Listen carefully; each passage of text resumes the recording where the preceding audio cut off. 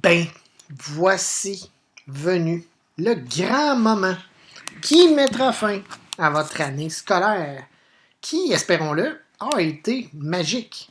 Bon, magique, c'est peut-être un peu fort, mais espérons que vous avez eu du plaisir. Donc, c'est un examen qui couvre le module 1 jusqu'au module 6. Donc, on a le module 1 ici, le module 2, module 3, module 4, module 5, module 6. Nous allons les faire ensemble avec quelques petits points et quelques petites images pour vous aider à bien comprendre. Tout d'abord, il est... comment je dirais ça?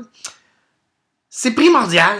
Vous devez absolument être capable de placer les périodes et les dates sur la ligne du temps. On en a parlé tellement, mais tellement souvent. Vous n'avez pas le choix d'être capable et de faire et de placer la préhistoire, l'Antiquité, le Moyen Âge, les temps modernes et la période contemporaine. Jusque-là, ça semble facile, mais il faut aussi connaître les dates. 3 millions, hein? L'Australopithèque, Lucie, qui a été découverte en Afrique. On a reconstitué ses os, on a vu ça. 3500. L'invention de l'écriture, il faut absolument savoir ça. 476, chute de l'Empire romain qui mettait fin à l'Antiquité. 1492, Christophe Colomb, découverte de l'Amérique, ça mettait fin au Moyen Âge. 1789, Révolution française. Bon, je sais que ça, on ne l'a pas vu, parce que ça fait partie du chapitre secondaire 2, ce qui fait que nous, on arrête ici à peu près en 1300. Mais il faut quand même connaître ça. 1492, il faut savoir que c'est Christophe Colomb qui découvre l'Amérique, Révolution française, et maintenant dans les années 2000 et plus. Donc, il faut absolument non seulement connaître les lignes, pas les lignes, mais les périodes historiques de la ligne du temps, ainsi que les dates. On n'a pas le choix, on s'en sort pas. Par la suite, il faut être capable ou de connaître, il faut connaître la date de 10 000 ans comme le passage du mode de vie au mode de nomade au mode de vie sédentaire. On n'a pas le choix, ça, il faut savoir ça. Si on s'en vient ici, regardez bien, on s'en vient comme ça, nomade vers sédentaire ici. On va ouvrir ça comme ça. Donc, on s'en vient ici. Moins 10 000, voyez ici. C'est le passage du mode de vie nomade au mode sédentaire. Et là, vous avez la définition. Vous pèserez suppose pour l'apprendre. C'est une période caractérisée par les déplacements de l'homme pour se nourrir. Il est chasseur et cueilleur. Lorsqu'il est devenu sédentaire, qui s'est installé près des cours d'eau, dans un climat chaud et un terrain plat, là, il n'est pas écrit ici, mais on va le voir tantôt, là, ils vont faire de l'élevage et de l'agriculture. Ils vont arrêter d'être chasseurs-cueilleurs. Ça va être juste des compléments. Mais ils vont faire de l'élevage et de l'agriculture. Ils sont vraiment passés de nomades à sédentaires. C'est sûr que ça ne s'est pas fait à 10 000 ans avant Jésus-Christ. Bang, tout le monde le fait. Ça a pris un certain temps. Des fois, ça a commencé vers 10, 11 000 ici. Ça a descendu, là, comme je dis, vers 10 000, 9 000, 8 000. Ça s'est fait graduellement. Hein? Fait que ça, il faut absolument savoir ça. Le truc que je donne toujours, c'est que les gens se sont installés dans un terrain plat, près de l'eau, dans un climat chaud. Là, ici, c'est comme le E, je l'enlève, puis c'est un petit truc pour s'en souvenir, je l'ai dit tellement souvent. C'est comme si on avait un plat avec de l'eau, et l'eau est chaude. Fait que c'est... Les gens s'installent terrain plat pour faire de l'élevage et de l'agriculture, près de l'eau qui était essentielle, et où la température est chaude, le climat est chaud. Il faut absolument être capable de savoir ça. Si on revient ici, ça donne ça ici. Ils se sont installés près des cours d'eau, un climat chaud, et on fait de l'élevage, de l'agriculture. Il n'est pas écrit terrain plat, mais je vous le dis qu'il l'a quand même, ça. Ça va? On continue, parce qu'on a quand même un bon petit bout à faire. Si on s'en vient ici, on peut fermer ça pour l'instant. Vous avez savoir que les gens s'installent. Bon, je viens de le dire, là, ça ici, là, on sauve du temps. Je l'ai dit dans le même chapitre, là, relief plat, situé, le croissant fertile. Ça, on ne l'a pas vu.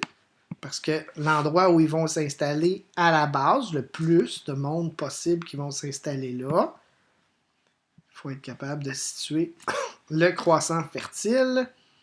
Ça ne sera pas long. Si je m'en viens ici, ça doit être ici, à mon avis. Comme ça, comme ça. Voilà. Fait que vous avez, comme ça, bougez pas, carte du monde. Le croissant fertile est ici. Le croissant fertile, il est là. Je pense que je l'ai à un autre endroit plus beau. Bougez pas. Ça doit être ici. Voilà, ici c'est la Mésopotamie, entre deux fleuves, croissant fertile. On doit avoir ça plus beau à une place. Ça sera pas long. Non, on n'a pas ça. Voyons, je l'avais. M'excuse, là, hein, c'est plate. Croissant fertile, ça doit être. Ça doit vraiment être ici, là. Bougez pas. Ah! On l'a ici, là. Vous voyez, croissant fertile ici. Donc, les gens s'installent, village, l'apparition de nouveaux métiers, division, croissant fertile est là. Mais c'est vraiment sur la carte du monde ici qu'on le voit mieux, là. Carte du monde. Vous voyez ici, vous avez le continent africain, l'Europe vers l'Asie.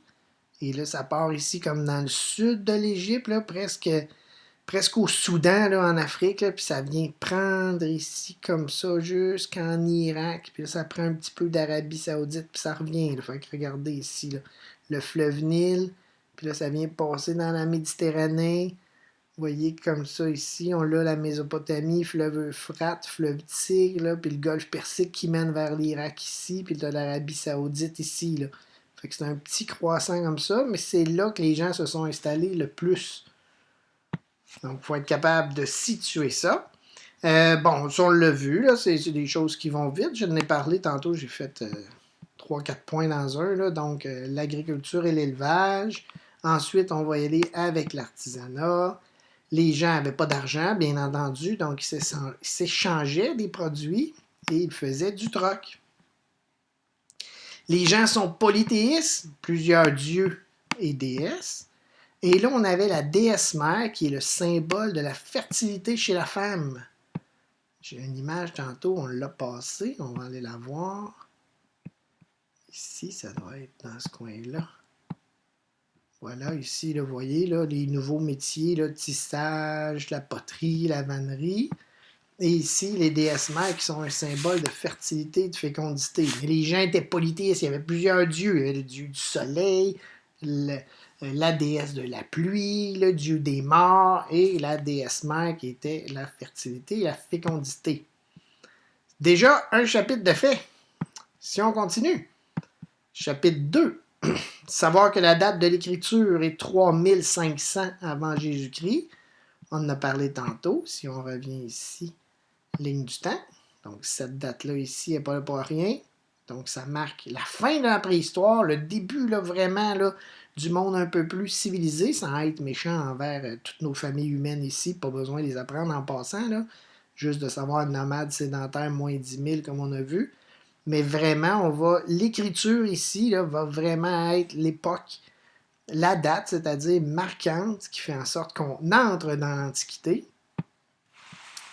Ensuite, tous les concepts là, de hiérarchie sociale, là, hein, avec le troc, on l'a vu, donc l'échange, le roi, là, qui au début c'était un chef de village, éventuellement ça va devenir des rois, religion polythéiste, et notre fameux code d'Hammurabi, ici, invention de l'écriture, 3500, je n'ai parlé. Allons voir le code d'Hammurabi, qui va se trouver à être... J'ai beaucoup de matériel d'ouvert. Voilà! Donc, la justice ici, pour éviter qu'il y ait des fraudes, des criminels, des vols, on est allé avec un système de justice. Code d'Hammurabi, grosse pierre de basalte, une stèle. avec ici le symbole de la royauté là, qui passe le bâton dans le but de punir les coupables. Là. Fait que c'était gravé et tous les codes étaient gravés là. Code d'Hammurabi, très important. Premier code de loi officiel connu à ce jour. Ensuite, situer la région, Mésopotamie aussi avec le croissant fertile, on l'a fait tantôt. Donc, on sauve du temps. Je peux retourner vous le montrer là, pour être sûr là, de notre affaire. Là. On a ça ici. Ici, croissant fertile, vous voyez, il est là. Ou si vous préférez qu'on revienne ici. Donc, on revient ici comme ça.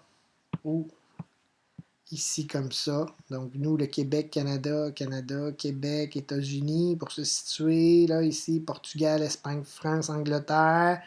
Croissant fertile, ici, hein, dans le nord de l'Afrique. Région arabe d'aujourd'hui. On ne l'oublie pas.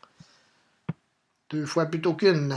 Ensuite, c'est ça. Ici, là, la hiérarchie sociale, roi, clergé, ce sont les gens de l'Église. Les fonctionnaires, c'est écrit, ceux qui aident le roi dans les sujets de société, le peuple et les esclaves.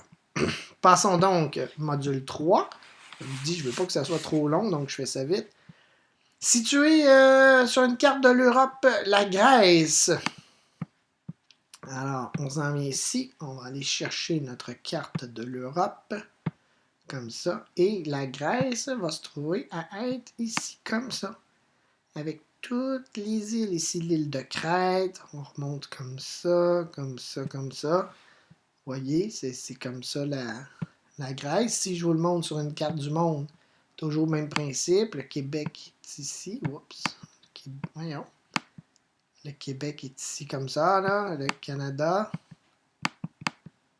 Voyons, j'ai de la misère avec ma craie. En tout cas, comprenez, là. Ici. Fait que la Grèce va être ici comme ça. Ça va? C'est loin, c'est en Europe, presque entre l'Europe et l'Afrique. Ça fait partie de l'Europe, mer Méditerranée, Afrique. Si je viens vous le montrer sur une carte plus serrée comme ici, on l'avait. Et si je vous montre carte de la Grèce au complet, on a ça ici. Voilà. Carte de la Grèce, il faut être capable de situer la mer Égée, la mer Méditerranée. Je passe dessus, mais c'est comme ça. L'île de Crète. Ici, l'île de Crète qui appartient aussi à la Grèce. Les villes principales, Sparte, grande rivale de Athènes. Athènes, la démocratie. Sparte, qui étaient les rivaux. Et vous aviez le mont Olympe là, qui était situé un petit peu ici, là, à la gauche de Athènes. C'est un peu ça. Là, vous avez, si on s'en va par ici, vous voyez Troie, la célèbre légende avec la guerre de Troie. Vous avez par là, c'est l'Empire perse. Ici, c'était tout ce qui était grec et ça monte même jusqu'ici. Voilà. On continue. Fait que ça, on vient de le voir. La mer Égée, tout ça. Fait que vous ferez pause. Là, vous reviendrez ici comme ça. Puis vous regarderez mer Égée, Méditerranée, île de Crète. Hein, comme je dis, on vient de le voir. Donc, à la limite, pour bien le faire, vous mettez ma voix à pause et vous regardez.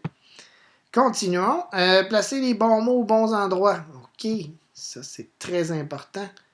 Si on s'en vient ici, vous avez la vie des Athéniens comme ça. Les réponses sont toutes ici.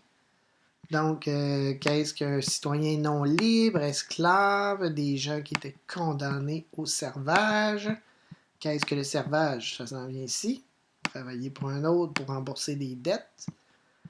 Les citoyens, hein, on sait que les critères de citoyenneté, 18 ans à 20 ans, un service militaire obligatoire, être un homme, né de parents athéniens, voyons, être né de parents athéniens, être libre, et les non-citoyens libres, métèques, qu'est-ce qu'un métèque? C'est des immigrants, encore là, vous pourrez peser, suppose, là, pour être sûr de bien lire, affranchis, des esclaves, un esclave libéré, les femmes des citoyens, les enfants de citoyens qui avaient moins de 18 ans.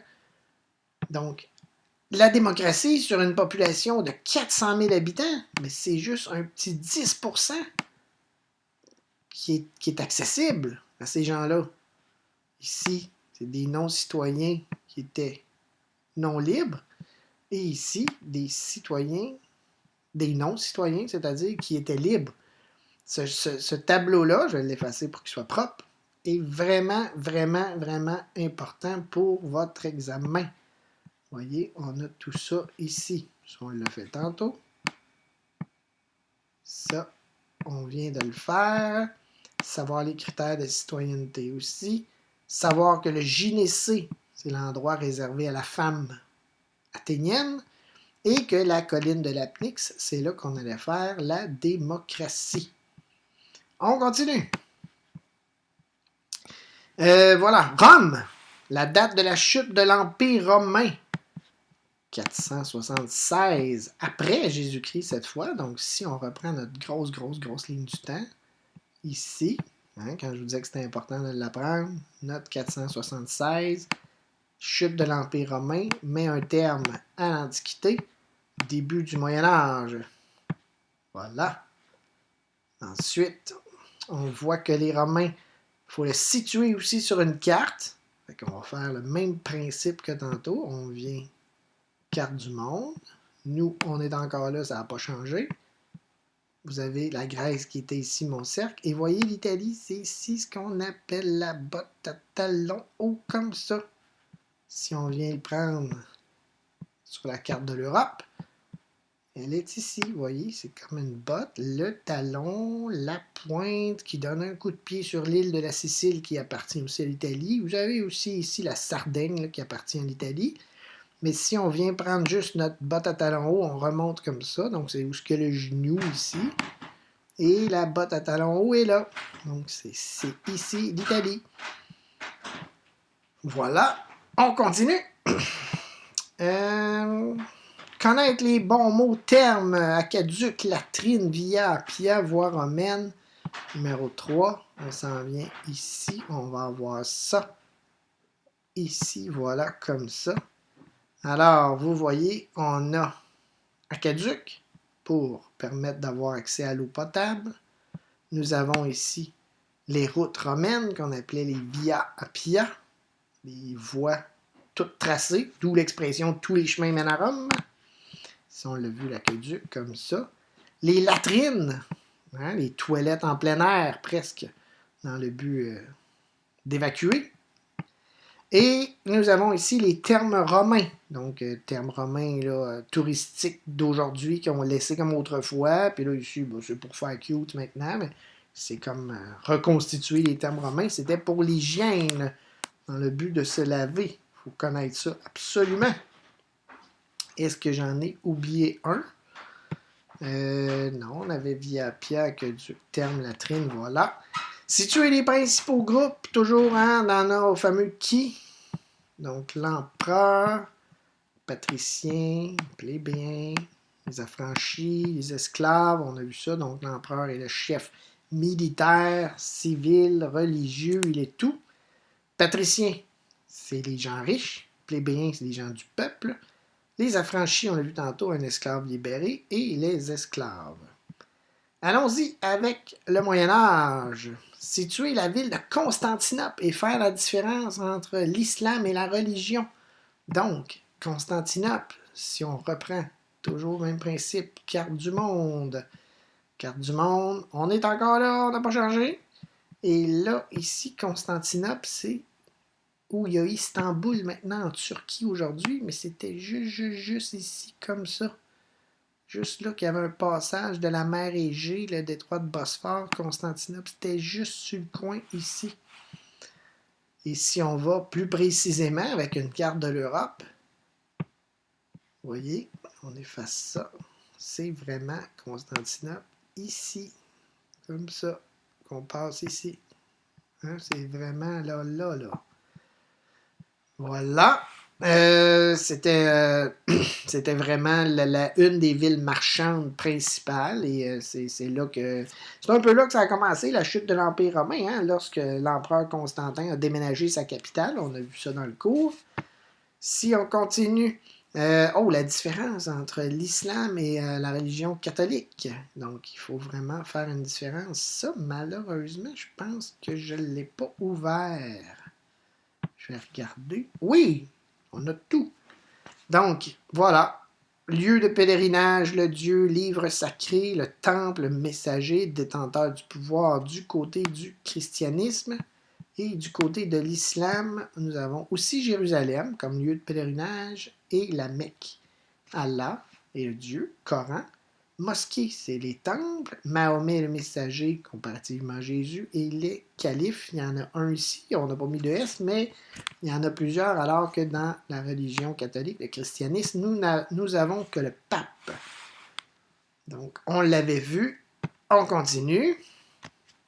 Les croisades, ici, on fait juste dire qu'est-ce que les croisades, il faut le savoir, là, que c'est des guerres qui ont eu lieu entre 1095, mais ça a commencé, ça a été déclaré en 1095, mais ça a vraiment débuté en 1096, jusqu'en 1270. Guerre entre les catholiques qui voulaient chasser les musulmans, qui sont les gens de l'islam. Fallait chasser les musulmans du territoire de Jérusalem, parce que les deux étaient là, mais les catholiques voulaient les chasser. Donc, quand on dit croisade, c'est prendre la croix. Donc, le pape avait dit, il faut prendre la croix. Donc, plusieurs chevaliers vont aller combattre les musulmans à cette époque. Maintenant, le clergé, très important, parce que le Moyen-Âge, c'est très, très religieux. Donc, clergé régulier, on parle ici des moines et des abbés qui vont être surtout responsables de l'éducation et des retranscriptions des écrits des moines. On appelle ça des moines copistes. Et le clergé séculier, qui, eux, sont responsables des cérémonies, donc les prêtres, les cardinaux, le cardinal, l'évêque. C'est dans le clergé séculier, excusez. Toujours indiqué, les groupes sociaux, ça on en a parlé beaucoup, donc les gens du clergé sont ceux qui prient, les chevaliers sont ceux qui combattent, et les paysans artisans sont ceux qui travaillent. Les trois sont reliés ensemble, rappelez-vous. Clergé prie pour que les chevaliers protègent et que les paysans et artisans aient de belles récoltes ou de beaux produits. Eux devaient payer les chevaliers et payer les gens du clergé, alors que les chevaliers, eux, combattaient pour défendre le clergé, protéger le clergé et protéger le peuple. Et notre dernier chapitre, module 6, Moyen-Âge à la ville. On va finir par y arriver. J'ai aucune idée ça fait combien de temps je parle, on va le voir tantôt. Connaître les définitions de foire, donc les grands marchands qui se déplaçaient d'une ville à l'autre, qu'on appelait des bourgs à l'époque. On a aussi ça ici, bourgs, là, fait qu'on va le faire en même temps. Les bourgs qui sont des villes, les foires, donc les ligues marchandes, les gens se déplaçaient vraiment là, du grand commerce international de l'époque. Et là, pour faciliter les échanges, on va inventer la lettre de change. C'est le fun, le téléphone sonne. La lettre de change. Et on va aussi y aller avec l'invention des banques. Ensuite, il va falloir situer. C'est le fun, il y a quelqu'un qui a répondu pour moi. Merci à la personne qui a répondu. Il va falloir situer la ville de Venise. Donc, la ville de Venise, qui était une des plus grandes villes marchandes. On l'a ici. Donc, encore une fois, nous, on est ici, le Québec, Canada, États-Unis, la France, l'Angleterre, l'Italie, vous voyez Venise. Si on s'en vient ici, vous voyez, plus précis maintenant, Venise, là, je ne l'ai pas dans mon écran, c'est trop gros, mais Venise dans le nord de l'Italie, toujours notre fameuse botte à talons hauts. Donc Rome qui est ici, Venise est là. Et ici, ça va être encore plus clair. Vous voyez, Venise, Rome, comme je vous disais, notre botte, on la voit bien.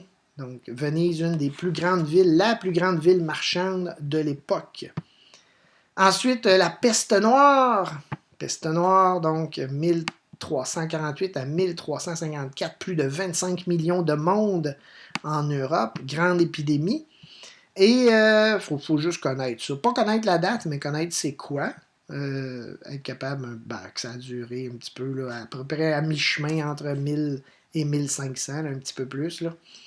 Ensuite, placer les bons mots. Encore une fois, notre pyramide sociale. Donc, les gens de la noblesse, les gens de la bourgeoisie, les gens du clergé. Il faut être capable de faire ça. Voilà, ça a été révision assez intense. Bonne étude et bonne chance. On se revoit à l'examen. Bye bye.